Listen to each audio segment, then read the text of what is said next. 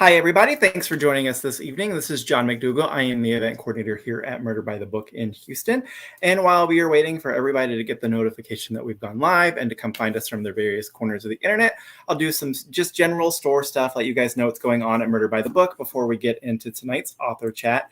First up, as you guys have heard us mention if you've tuned in, we have started doing in-store events again. We started back up in January. We've done 12 or 15 so far this year. April is a light month for stuff, but definitely check out the store's calendar. You will see things listed as either in-store or virtual.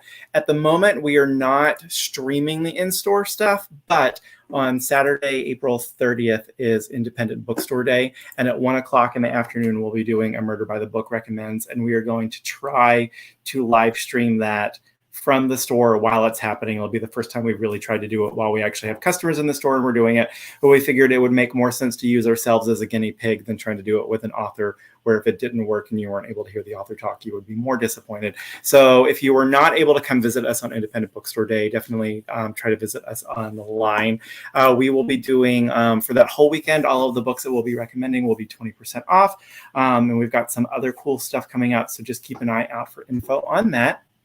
For our historical fiction fans, make sure that you tune back in with us on Friday, May 6th. I'm super excited. We're going to be chatting with Jane Ann Krentz, who's going to have a new Amanda Quick book out.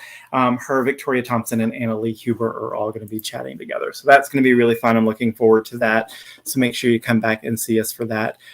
Though tonight, I'm so excited to have C.S. Harris and Susanna Kearsley with us.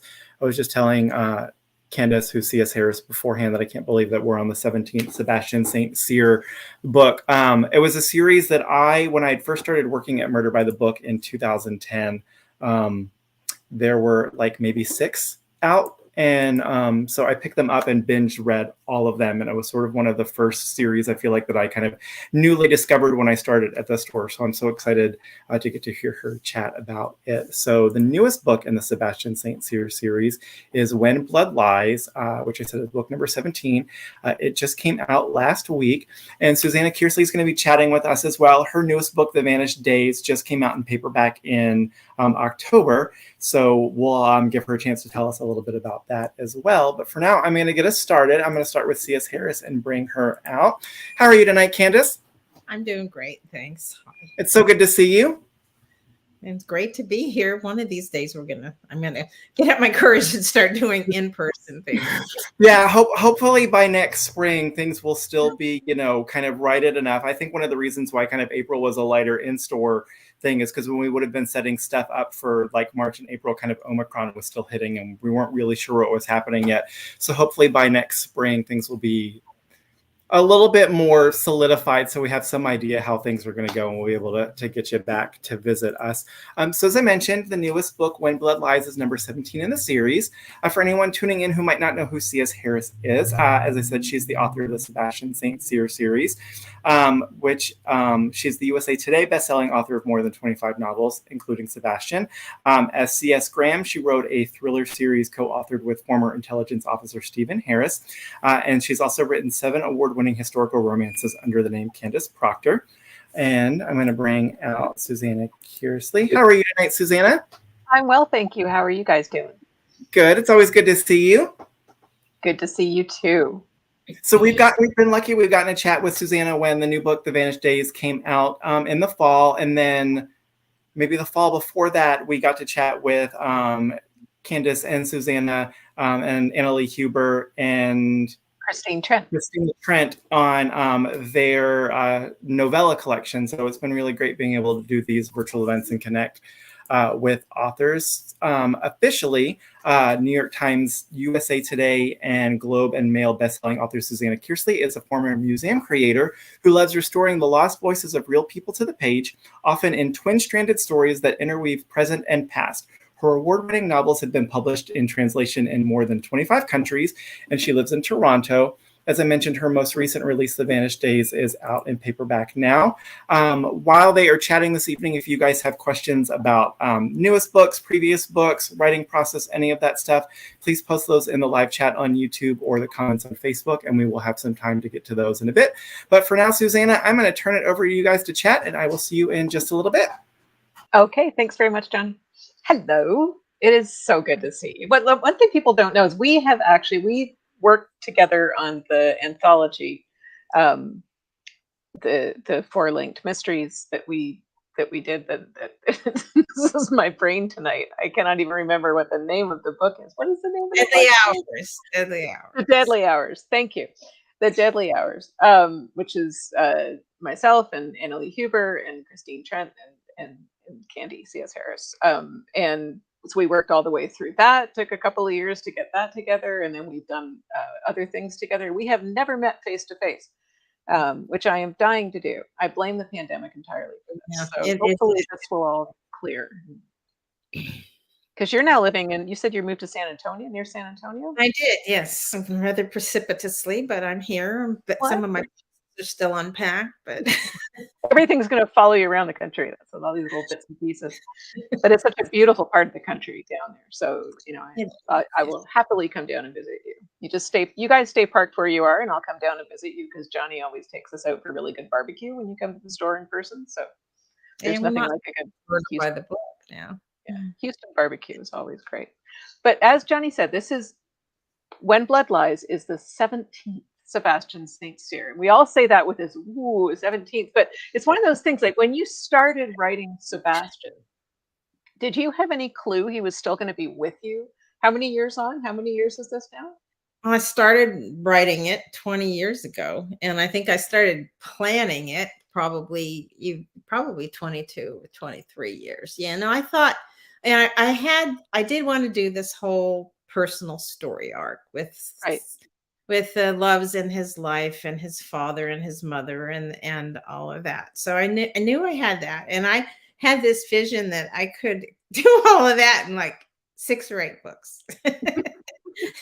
And I still have to untangle all of this stuff. Hopefully I'll live long enough to finish it. Well, and he's just has other plans for you. He just has more stuff to tell you, right? Is it one of those things where you finish a book and then, you know, you're kind of sick of him and then he has more to do? Or are you already planning the next one when you're sort of finishing the one before?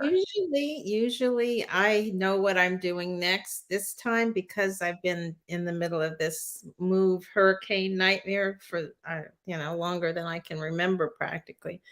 I'm not. I've been, my brain, the parts of my brain that normally work on storylines obviously have been too occupied with this other stuff. So I mean, I know certain things that I want to have happen, but I'm just finishing up number 18.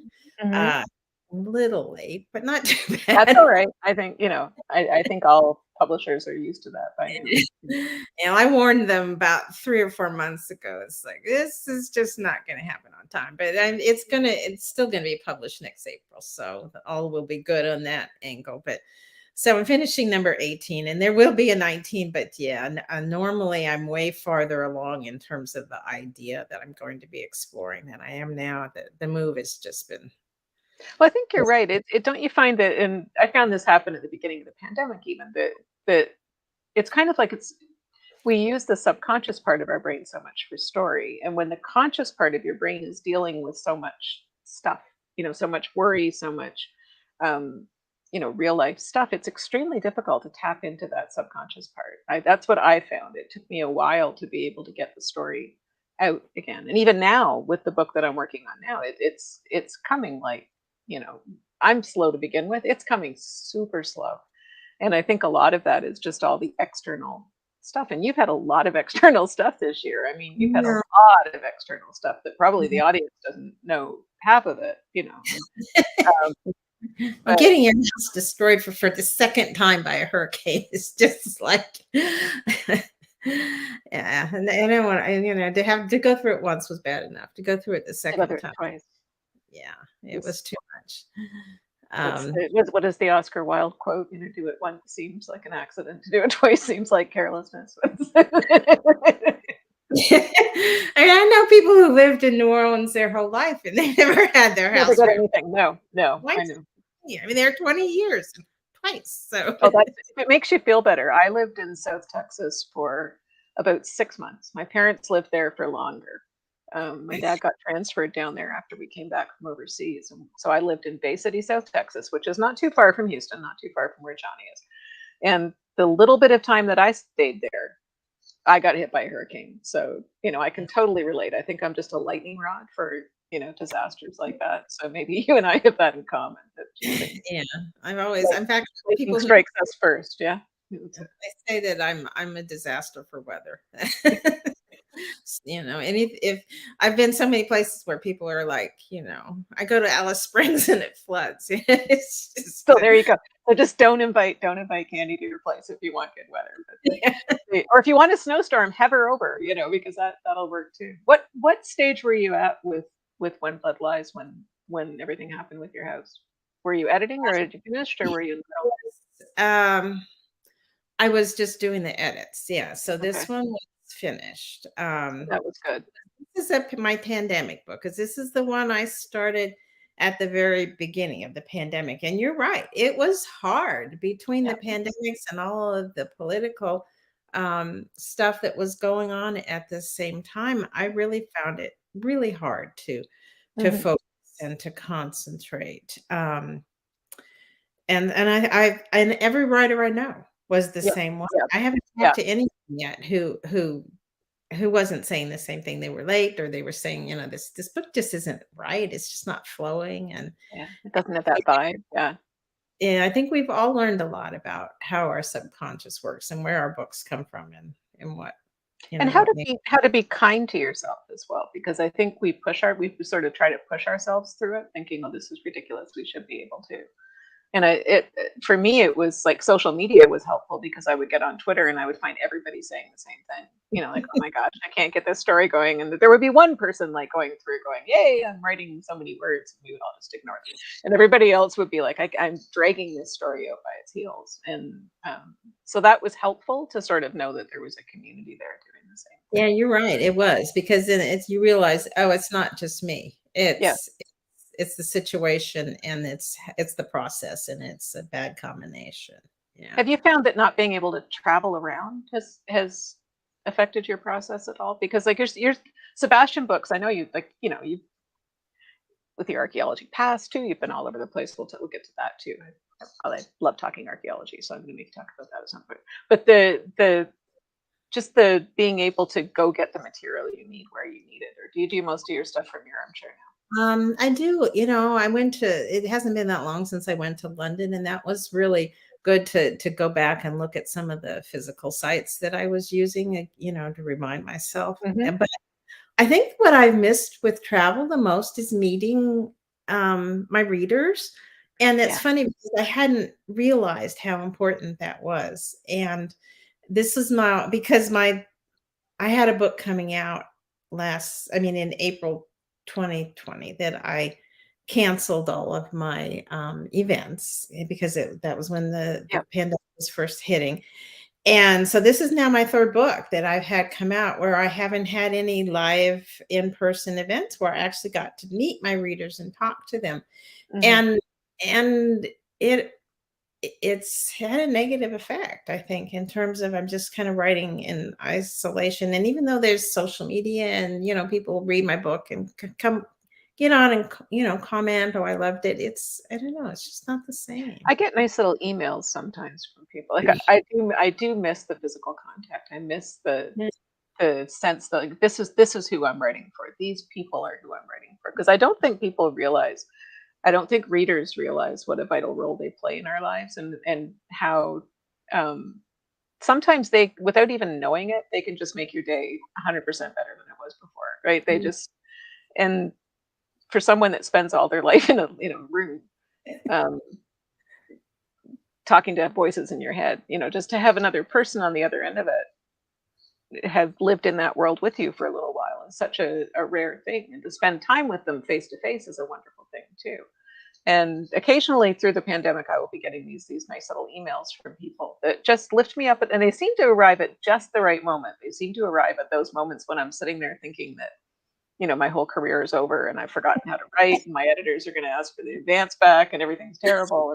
And I'll get this wonderful little email from somebody saying, I picked up this book at a yard sale and I read it and I really loved this and it touched me because I, was having this trouble at home. And I just don't think readers realize how valuable and how special that is to a writer. And you're right. I cannot wait to get out there. I actually have a live event coming up in Scotland in a couple of weeks. It's just freaking me out because I'm so nervous about being live. I'll probably be masked up to the gills, but at the same time, I'm so excited to be able to get out and see people. It will make a difference. I've been really careful because my husband is older and he has a lot of health problems. So I've been fanatical about it. And after 2 years, it's starting to wear. Oh yeah, well, we're the same in our house. Like, 'cause we have a variety of health problems. I'm really asthmatic, and we've been, I've been N95ing it since the very beginning and stockpiling stuff. So I'm not ready to get out of my house, but I have to do this trip. I think for research for the book that I'm doing now. So I just decided that, or come to learn that being on site is a huge part of the process for me. And if I'm not on site, that the book lacks. I can't get them moving. They're just not moving. They're just sitting, looking at me. And it comes a point where you have to think, this is going to be a part of our lives going forward. And I mean, I think it will be minimized, but you have to just start, deciding where you're maybe redrawing some of the lines that walking into a wave, is not my idea. It's like a really smart, safe thing to do. But I will be double masked to the gills and staying away from anybody. So if you see me walking around London, just wave from the other side of the street for me. That's right. But no, I mean, it's so you've got number 18 done. Do we get any hints about number 18? 18's a really weird book. Well, that's good salesmanship, Candy. Like, it's a really weird book. Yes. Is it? It's Sebastian through the ringer in this one. Without getting anything away from the plot, poor Sebastian. I'm surprised he came back for another book. I haven't developed my elevator pitch on this one yet very well. It's got werewolves and witches in it, and I mean, the whole lore of werewolves and witches, because the person, the victim that the book starts out with, he's studying folklore, which was beginning of the 19th century is when there really was a recognition that so much of the oral history of Britain and Europe was being lost very quickly. And fortunately, they realized that, so that there were people who began making a study of it and going out and recording, the traditional lullabies and ballads and superstitions and things like that. So that's who the victim is. But it was fun dragging in all this stuff about witches and werewolves too. That would be fun. I'd like to see your werewolf research, actually. We'll have to do that over a glass of wine sometime. But no, you're right. It was that's why you have the rise of fairy tales and everything in that period as well.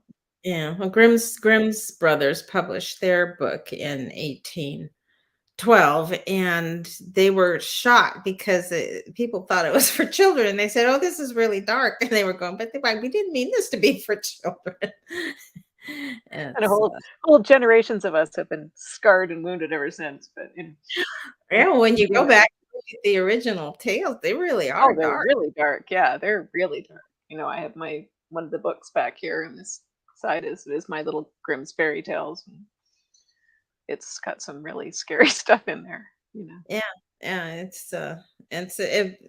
I'd like to do more research on it than what I have, to be really honest. Right. One of those things that I did what I had to do to, in between packing boxes and fixing. Yeah. But it is a fascinating story of the where these tales came from and what they meant, and in terms of explaining evil in humanity And I mean, that's what another one of the things that comes out in this book is the whole meaning of evil and how people perceive evil. So I don't know what this book says about what I've been through this last year, but Well, we're always processing things, right? We're always processing stuff, right? Yeah. But well, even in like, getting back to like when blood lies, you're processing a lot of different things there too. And it's, you're dealing with, without giving anything away because it's in the thing. I mean, you're dealing with Sebastian's mother, and a lot of emotion there. And what made you decide that this was going to be the book that Well, I have been wanting him to go look for his mother. He has been looking for her. I wanted him to find her, but because she has been in France all this time, I mean, I knew where she was, even if he didn't. Poor guy. And so I had to wait till the war was, well, they thought the war was over when Right. Napoleon went to Elba. And he just had this baby, and I wanted him to take the baby with them. So I had to get the baby old enough to go. And so that's why this book was like the book where it had to happen. Right. Because they think they're in a time of peace. And this book takes place in March of 1815, which of course is when Napoleon escaped from Elba. So that was one of the things that was really fun about this book, because when the murder he first finds his mother dying, and he sets about trying to find out who killed her. Napoleon is still on Elba, or at least he thinks. And then they hear that he has escaped, and they hear he's coming. And writing this at the same time as the pandemic was just getting underway was so bizarre, because just like we knew the pandemic was over there in China, nobody really thought until it just suddenly went boom on us that it was going to come, even though people were warning us. And this kind of happened with Napoleon too. They knew he'd landed in the south of France, and but he only had less than 1,000 men with him, and everybody thought it was a joke. He's landed, and he's stopped. And it's I think it's one of those human tendencies that if it's something that's unthinkable that is happening, you can't believe that it's happening. And and so he kept coming, and they kept thinking, oh, somebody will stop him. And he kept coming. And it wasn't until he was virtually at the gates of Paris that everyone went, oh no, we got to run away. Oh no, he's here. Yeah. Well, it's true, because they really thought he was done and over with, and it's a cautionary tale. It's like history doesn't just rhyme; it repeats and repeats and repeats and repeats, and everybody discounts the problematic person until they come back. But you draw Paris and France so beautifully. And I know you've done nonfiction work on this as well. You've done nonfiction work on women in the revolution. What is it about the revolution in France, particularly? Because this is something you deal with, not just in the Sebastian St. Cyr books, but in a lot of different things. What is it that appeals to you about that time period? What is it that draws you into that time period, do you think? Well, the revolution itself I've always found fascinating, because the ideals of the revolution were really admirable, and it began as a simple reform movement that with moderates who were pushing to bring back the Estates General, which had kind of disappeared under the Bourbons, and bring it back so that the various classes and social classes in France would have more say so in the government, rather than just having this autocratic king telling everyone what to do and spending all the money that they took in. And so when it began, it was very admirable, and you had the whole Enlightenment with the rise of reason and the diminution of superstition and religion. And so that part of it was very admirable. But then, somewhere, the problem with revolutions is they get away from people. And they keep it, and really it's amazing when you think about it that this didn't happen in the American Revolution. I don't know if it's because it was such a rural society that was played a big part in it, but of course with the French Revolution, it got totally out of hand, and people just went a little bit crazy. So, reading about it, I can remember I did I have a PhD in European histories, with the period from 1750 to 1850 was my particular area of specialty. And so I spent a year in Paris, in the archives and the bibliothèque, doing the research for what was originally my doctoral dissertation, and then later I published as a book. And I was looking at how the revolutionary theories about equality, how they were and were not applied to women and to the race.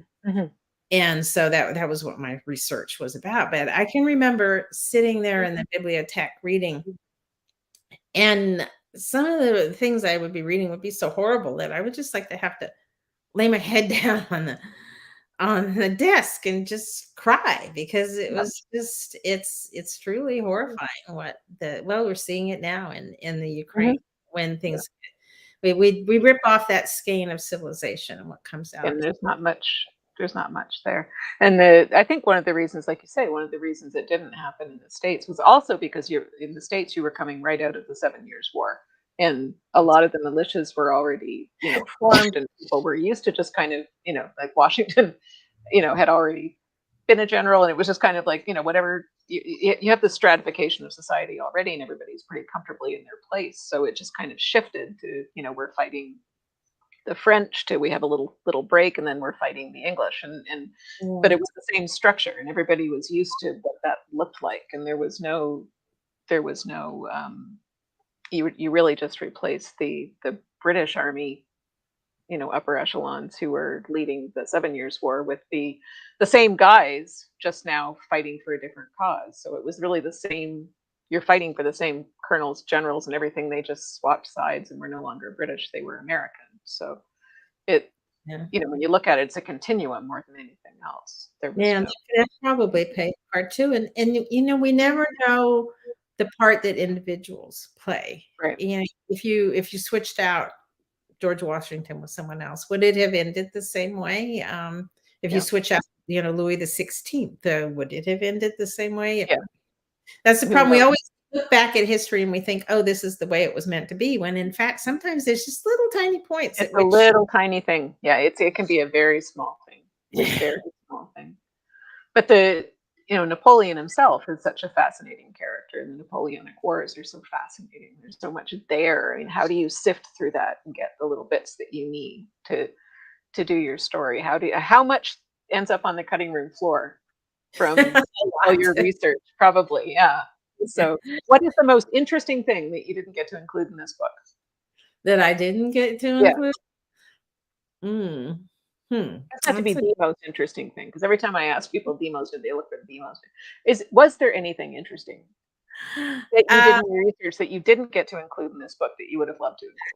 Well, I honestly don't know. I mean, there was so much that I left out. He was on the one hand, I despise him because, he was responsible for millions of people getting killed. But at the same time, he was like you said, he was such a fascinating character. He was a real workaholic, and he was very practical. The improvements that he made in Paris were, he was coming behind the Bourbons, who did nothing, whereas he came in and he built wharves, he built markets, he vastly updated the water supply to Paris, which was woefully inadequate before he got in there. He built bridges, which again was something that they needed over the Seine, connecting the left and right banks. He was a tremendous administrator, who really kept his finger in everything, because he didn't sleep a lot. Even when he was off on campaigns, he would get, the people in his government back in Paris would send him all of these reports, and he had his hand on, his finger on all of those projects. He read through things and he gave his opinion, and then he sent it back, do this, don't do that. So, I have to admire him for that. It's just that he was responsible. So many people. Yes. The invasion of Russia. He went in there with like 500,000 men and came out with something like 30,000. It's just that loss of life on that scale is something that, I don't know. It's hard. Mind-boggling. Yeah, it's mind-boggling. Yeah, it's mind-boggling. Then they did it again in the Second World War, just for fun, because Well, Seems like a good idea to attack Russia again. Why not? yeah, arrogance, isn't it? That Yeah. people think that, oh, well, I'm smarter, I'm better, I'm going to do this right. I always like Montgomery's comment. Montgomery's comment were the about the things that you shouldn't do in warfare, and he listed a few things that were very practical. And he said, essentially, that never start a land war in Asia. Like don't engage your your land armies on, Yeah, and we didn't on an listen Asian. to that even in For that, Afghanistan. yeah. But no, so you also do the thrillers with your husband now. Have you done any of those lately? Or are you going to do any more?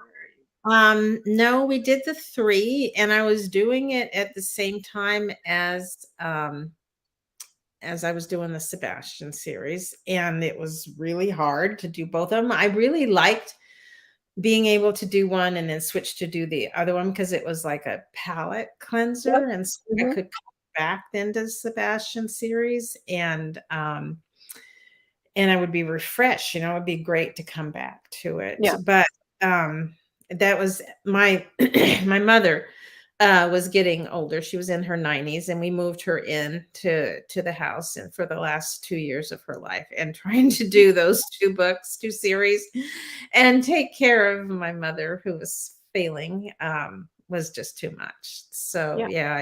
I had to let one go, and I thought, well, I thought I'd come back to them, but I never have. I like doing contemporary. I'd like to do another contemporary series along with the Sebastian series because like I said, it's a good palette cleanser. Do a completely different setting, different language, different behavior. Like letting a field life fallow, and then Yeah. coming back to it when it's got a little bit more richness to it. It's kind of a nice. Well, I've got something you can write. You could always do the World War II couple that I am just so in love with from the end of the Deadly Hours. The Candace's. If anybody has not read Candace's novella from the Deadly Hours, it is worth reading for that alone, because I totally fell in love with these characters and I want them to be a series, and I'm starting a campaign. But I started it, over a year ago, and she's just completely ignoring me. But I really want this, and there's a connection to Sebastian. I mean, there's a connection to Sebastian. Yeah, he's a distant relative of Jamie Knox. Descendant of Jamie Knox's brother from one of the books. No, that was fun. I mean, if they had been the thing I think that has stopped me was because it was set at the end of World War II. If it had been set at the beginning, I think it would have been easier to spin it out. So what happened before? What happened before then? Yeah, I've thought about that, going back and doing a prequel. Instead of a what happened next, what happened before? How did they get there? Yeah, so because of doing something in the 20th century. I mean, it's one of the things I like about your books is frequently you have the past and the present, and woven in the same book. And I love reading those. I think something like that would be fun to write. Not that I ever have. Well, it's fun to write because it takes me forever to write them, as you know. Like, she knows firsthand that I'm a really super slow writer. But also you have the 2 different time periods to be in. You don't have to commit to contemporary or historical. I mean, like, having said that, the Vanished Days is all historical. It's dual time, but it's all historical. And the one I'm working now is the same thing. It's all historical, just 2 times. So you're maybe shifting 10, 15 years instead of centuries, which is a different thing entirely. But you're still dealing with 2 people's stories, or 3 people's stories in this case. And that can be its own kind of palette cleanser as well, because just when you get bored with one person's voice, or or they start getting difficult to write, you're in someone else's head for a while. Do you write it each one literally, or do you write them progressively? No, I write that they weave. So like one will just literally stop talking, and then it's like, okay, well, I guess that's the chapter end. I guess we go on to the next, and it's because it's like a movie. How is it for you when you write? Like, do you do a lot of planning out? Do you plan that? I do plot. I am a plotter. Yeah. I write out before I start. I write probably like a 30-page outline. Wow. I write each one of my scenes down on a little like 3x5 inch card, and then I take them and I take over the dining room table for about a month, and I spread my cards out on the table, and they're color coded, of course, because I'm obsessive. That's okay. That's all right. That's cool. And I scoop my cards around until I get them in an right order. balance. Yeah, because it's very visual too. So I can see the story arc, and I can see the characters because I color code those. Yep. And then when I get my cards in order, then I will type up the outline, and then I will start writing the book. So cool. So how long does that process take? Like from when you start with the idea of the book to when you are finished typing your 30-page outline, which I will remind you, 30 pages would have been one of my novellas, right? So you're just taunting me here, because it took me like 2.5 years to write my novella. So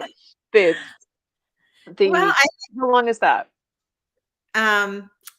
Sometimes it goes really fast, but that's rare. Probably 2 months. They used to want my synopsis sooner, after. And finally I said, no, don't do this to me. Give me, me a couple months to move my cards around and get this line nailed down. So yeah, probably about 2 months. I mean, sometimes when I'll write the first 30 to 50 pages of the book while I'm still scooting the cards around, just because I see the beginning better than I see the rest of it. Right. And sometimes I think that outline is sort of like a lot of people's first draft. Really quick draft. I'll put in dialogue if it comes to me, if I hear it. And not a lot of description or movement or things, but and then when I go back, I think it's because I hate to waste. I don't like to revise. I hate the revision process. Every time someone says, "Oh, I love to revise my books," I just think, "Are you crazy?" I hate that. I know.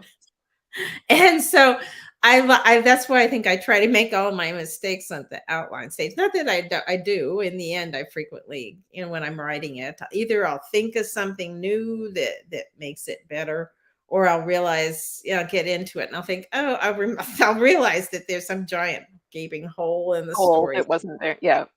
Yeah, because I just hadn't thought everything through as much as I did. So, and you can't always until you're in the middle of it either, right? Like you can't always know everything.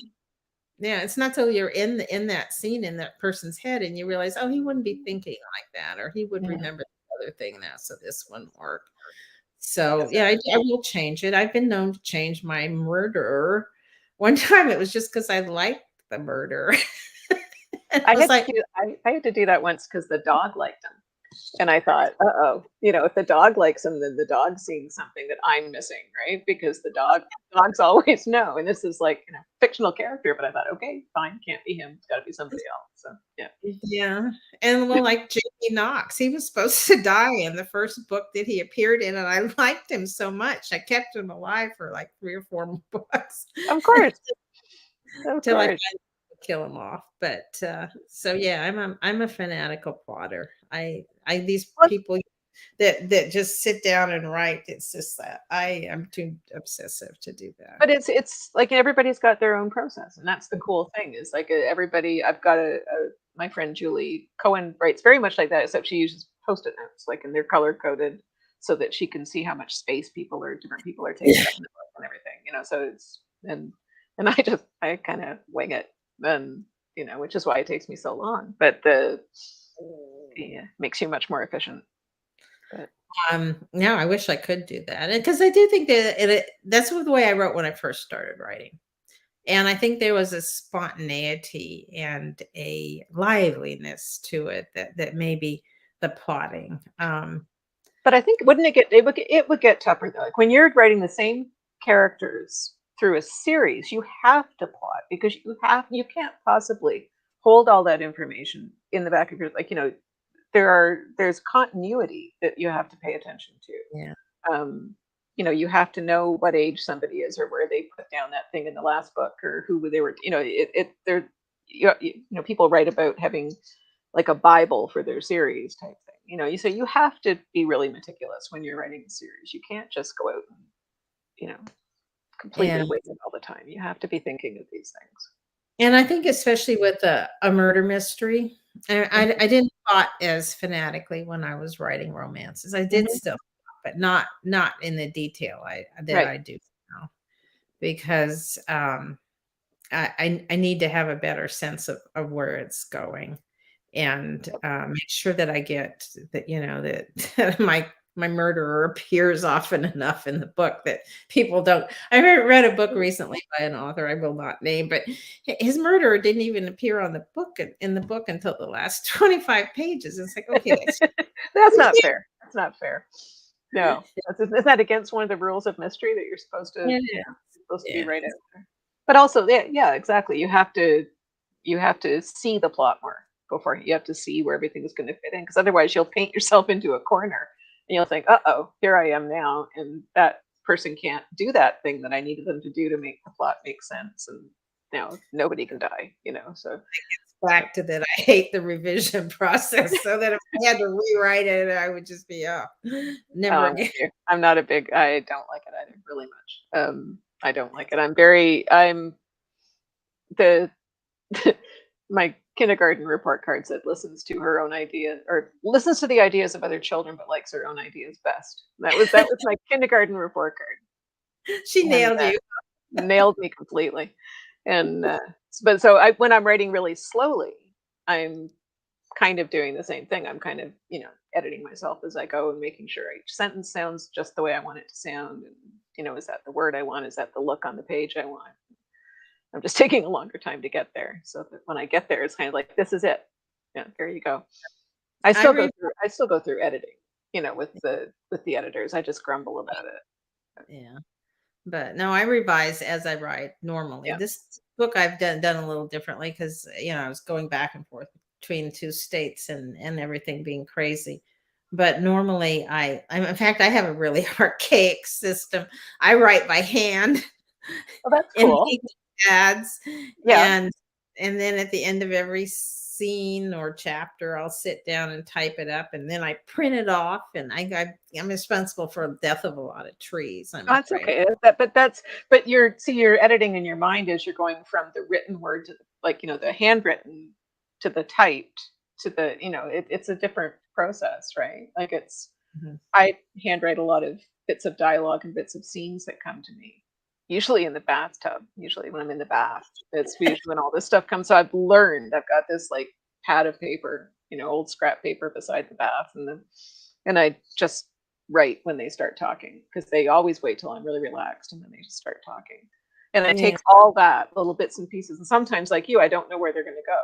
I don't know where they're going to go. I just kind of leave them lying, but I don't put them in any organized, place. If I tried to do that in my house, it would get lost. It would just get like, my house is just not tidy, and I would lose the little piece. So I just put them in a little stack, and then kind of when I'm lost for a scene, I think, oh right, so and so said that, and that's kind of a good thing to say, and we'll see what happens if I make him say it now.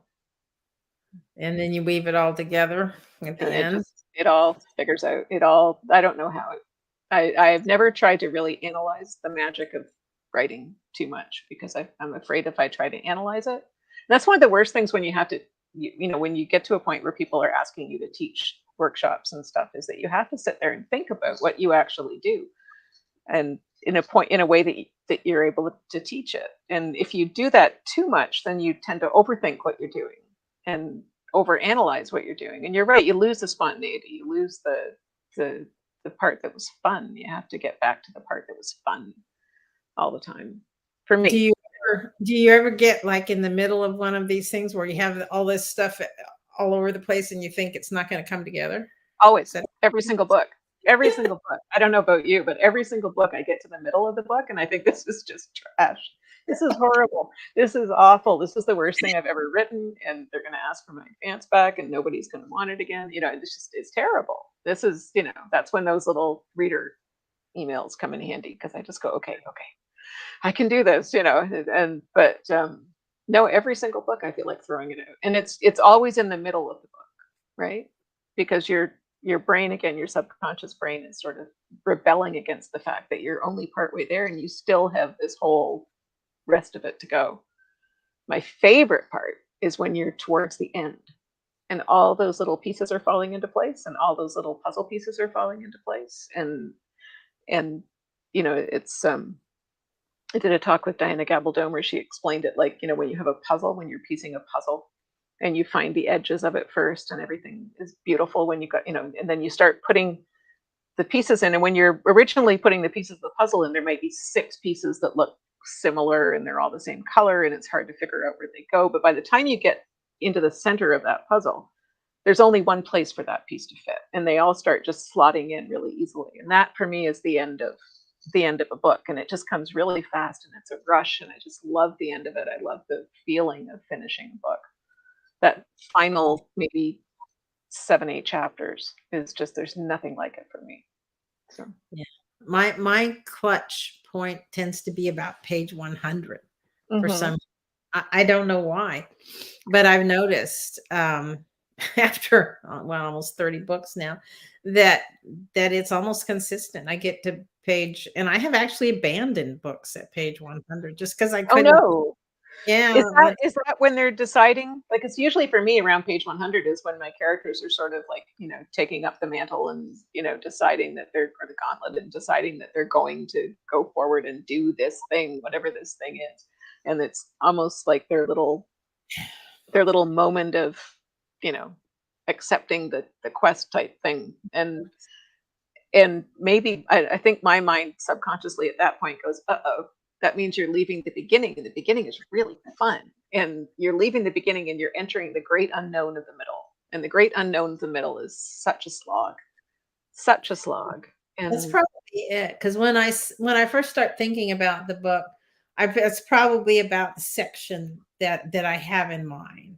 Yeah. And it usually fits together really well for like the first 75 to 100 pages. And after that, it's more of a conscious construction.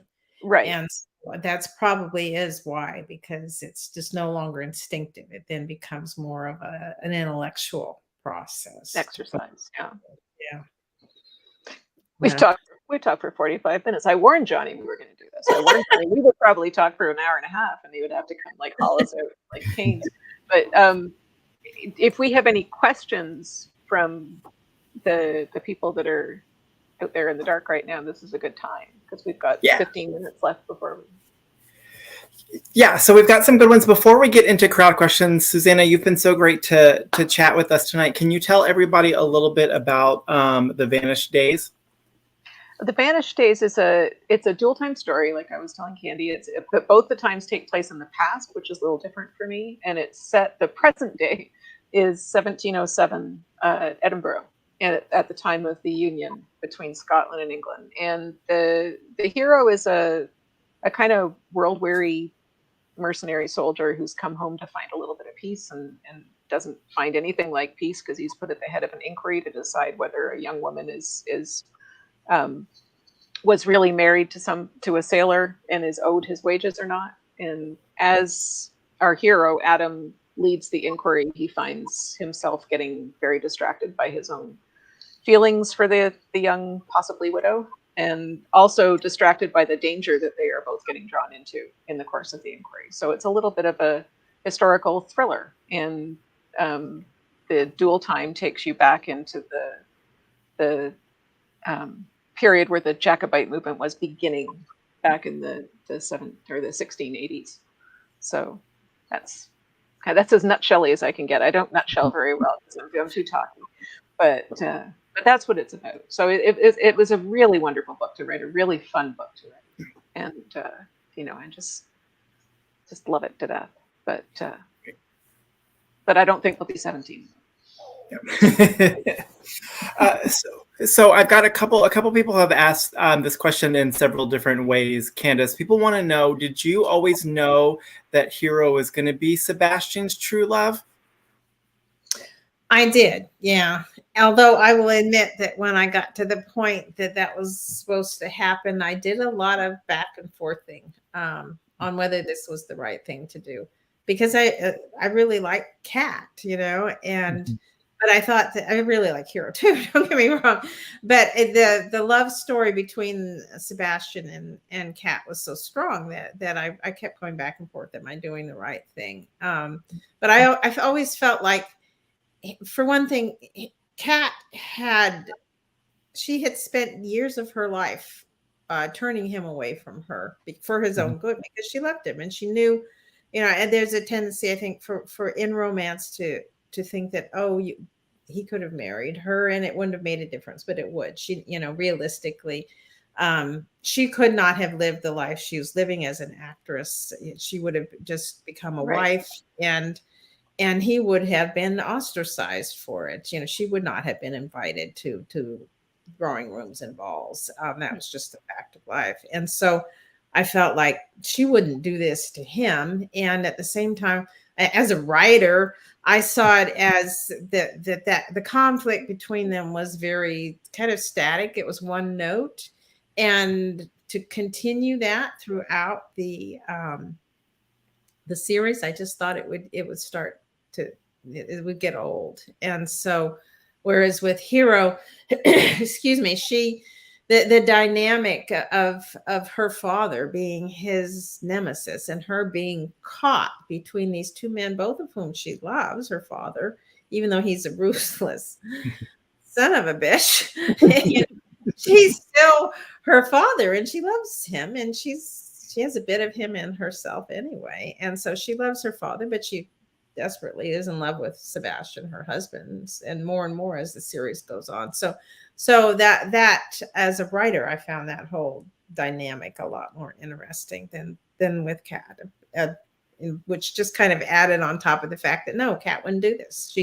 She sent him away for his own good once, and she's not just going to turn around and say, "Oh well, okay, I'll marry you and ruin you." Yeah. Right choice. Yeah. And a couple of people have wanted to know. So one person asked, where did it go? Lisa wants to know, have you ever thought about potentially doing a standalone about Jarvis so we could find out what has made him the man that he is? That's interesting. No, I actually haven't thought about that. Yeah. Well, there you go. That could be your palate cleanser. Yeah. It's amazing when readers suggest things. Sometimes they lodge back here, and then it becomes that's how I ended up with the Firebird. Somebody asked me a question like that, so what would you do with Jarvis? Yeah, I mean, it would be interesting to explore it, because it's something that I have never gone into in a great deal, and it's possible maybe in the future that I will come up with a story idea that at least explores that a little more. That's a possibility. And we've also had this is a two-part Jarvis question. Are we going to see any more regarding Jarvis and his current wife? And are we going to see any more about potential suspicions around Hero's mother's death? Oh, yeah. That's all I'm going to say.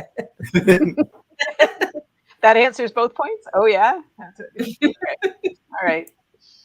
Perfect. So this one is for both of you. We're going to kick it to Susanna first, because you both do this. So how do you stay true to actual history versus taking literary license? Where's the line there for you? Let's start with Susanna. The line, for me, I'm really finicky about where people were. Where if I'm dealing with real people, I always put them where they actually were. I don't move them around, which can create problems for the plot. But I work the plot around that. So I'm fussy. If the historical record says so and so was there and did this, I don't change it. But what I do change are minor details that make it difficult for the reader to understand. If it affects a modern reader's understanding of the story, or it would jar them out of the story, which is the last thing you want to do with the reader, then I don't do that. Like a good example would be with the Vanished Days. I'm writing about 17th century Scotland, and the currency that they used in that time period that I was writing about was dollars in Scotland.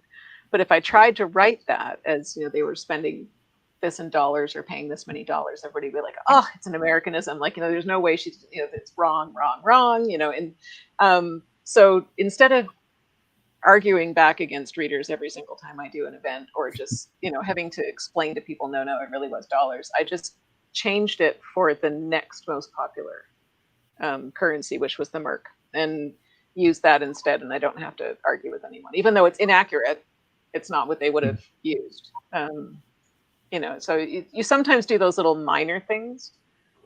They would have called a shift a smock, but a smock raises the wrong mental image for most of us North Americans. We think of it like a smock, and so you change it to shift, and everybody knows what you're talking about. So, Candy, how do you do it? I'll do something like that. For instance, the word police was used in Regency period. They didn't have a metropolitan police force, but they used the word police. But I don't use it except when I'm referring to the Thames River Police, because I know that I will have readers going, oh, they didn't have a police, jerking them out. So I will, I avoid something that like that actually is historical, just to avoid causing confusion. I try to, I like this book I'm just finishing writing now. I fanatical about exactly when they got news of whatever was happening in Belgium, and when the government found out about it, and when it hit the newspapers, and I'm just obsessed about it, and I'm thinking nobody's going to care, but I care. So you care, exactly. And it's, I know I've heard that from my mom so many times when I'm doing research. Nobody cares, nobody gives. But I know that was going on at a certain time. I know that this was doing, it matters. It does, yeah. And I imagine go ahead. No, go ahead. I was just saying, I would imagine some of those small details like that are things that you could potentially, hopefully explain away in like an author's note or a historical note in the book. So that way, if anyone's going to be like, well, that's wrong, then you're like, no, this is why. I do it backwards. I say, this is why I didn't use dollars. They really were dollars, because there'll be that one reader that's like, they didn't use works that way. I have put in I moved a banquet by one time, and I put that in the author's note because I needed it there for the plot, and I thought, one day, what difference does it make if I move this banquet one day? No. That must have been hard, though. I bet you it was hard. It annoyed me. Yeah. Because I do that too. I'm like, well, they can't travel now because they've just been to see this play, and this play only played for one night in Paris, and they have to be there. So that means they missed this truck. It's just like all these things that happen, follow on stuff that just drives us crazy. So I'm glad you're like me that way, because I thought I was uniquely weird when it comes to that. So that's good. Candy, Lisa wants to know, you mentioned that there have been a lot of books that you've just set aside at 100 pages. Has there anything that you've ever reworked and went back and tackled again that's ended up finishing? No, I haven't. Although I do have one Sebastian book that I set aside after 100 pages. And I'm thinking I might go back. And I'm going to change the first 100 pages, but the basics of the story, I think I can use. And it was one that wasn't particularly tied to a historical event the way a lot of them are. So I could, but I have another one recently that I just abandoned. It wasn't a Sebastian book. It was a contemporary that I was trying to write during the pandemic. And I finally just like, okay, I can't do this. And I don't know if I'll ever go back to that. Do you have a sense of how his story is going to completely end? Or not? Sebastian's? Yeah, kind of. I mean, I know. Oh, they don't tell us, but Yeah, no, I know about his father, which and I've actually written up a thing about it in case I do die before I get there. You should do an Agatha Christie. Put it in a safe. Or write the book and put it in a safe, like curtain, right? And then if anything happens to you, it'll be the one that gets published. And if nothing happens to you till you get there, then you just the problem is that, I'm going to change so much probably, even though I think I put it all about it, it's all changed by the time I get there. So I know that part. I would like to take the series up to the death of George III, because the series starts with the proclamation of the Regency. So I'd like to end it when the Prince Regent becomes George the Fourth. I think that would be a nice. You'll get there. You'll get there. You're sort of out of the hurricane zone a little bit. The roof should stay on your house long enough to let you write this. No tornadoes, please. No tornadoes. Oh, I know. That was what drove me out of Texas, to be honest. Was Hurricane Alicia. Yeah. Tornadoes touching down 2 streets over. That was it for me. I was done. But So we'll start with Candace. What is something that you've read lately that you've loved? I haven't read, the only thing I've read in the last 7 months, which is when the hurricane hit, is a book called The News from Waterloo. Because that's what I'm writing, right? Yep. And while it sounds like, okay, this is a really boring book, it was actually really fascinating because the guy who wrote it's not a historian. Like, his name's Brian something. I can't think of his name. It starts with a C. But he's not a historian. He's a journalism professor. And so the news is actually an important part of it. He goes into fascinating detail about the newspapers and freedom or lack thereof of the press in the Regency. And then just the story of how, because it was one of those things that I couldn't find. So when I discovered this book existed, it was like, oh, I need this book now. But the story of how I often wondered why. I mean, they finished this battle at like 8:00 at night on Sunday, and the news didn't get to London, the official word of what had happened, until midnight on Wednesday. It's like, okay, it shouldn't have taken that long. Why did it? And so it actually is a very fascinating book. Yeah. Brian Cathcart, his last name is Cathcart, if anybody is Cathcart, yeah. How about you, Susanna? What have you read lately that you've liked?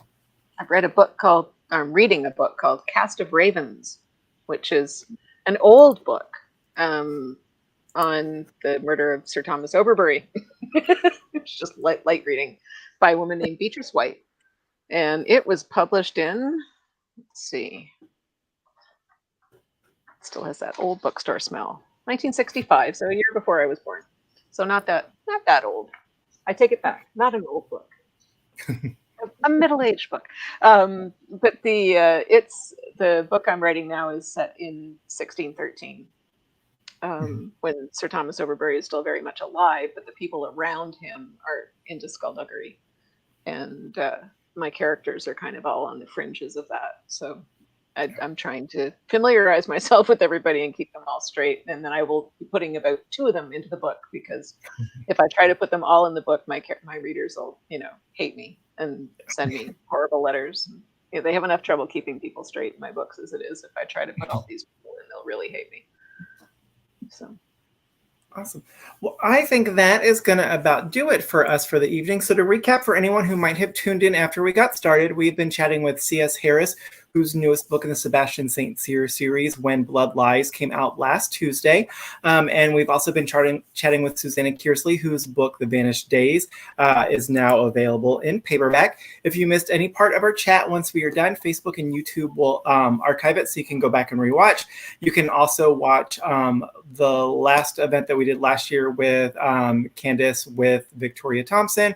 We also got to chat with Susanna when Vanished Days came out. And as I mentioned, we also did a event for The Deadly Hours, their novella anthology. So all of those are there on the Facebook and YouTube channels.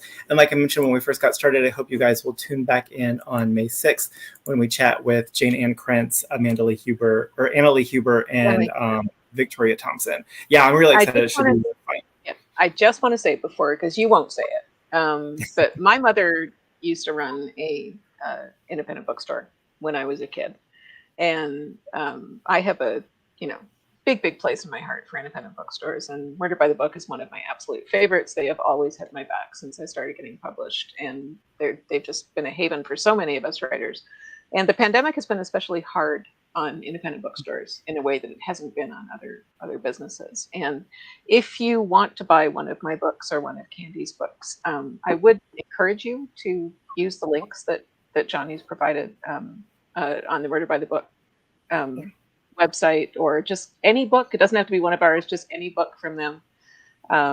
They're a fantastic store. we want to keep them around. I want to get down there and have my barbecue someday. And it's just independent bookstores. I know firsthand from the time I was like this high that nobody gets into them for any reason other than love of reading and books, and we all share that. So anything you can do to help spread the love and support would be very much appreciated. Yes, we appreciate that. Thank you so much. So it was great to see the two of you again. Like you said, hopefully next time you guys have books out, we'll get you in Houston and barbecue and all of that. But until then, it was so great to get to catch up with you virtually. Y'all take care, and we'll see you soon. Thank you Bye-bye. so much. Thank you.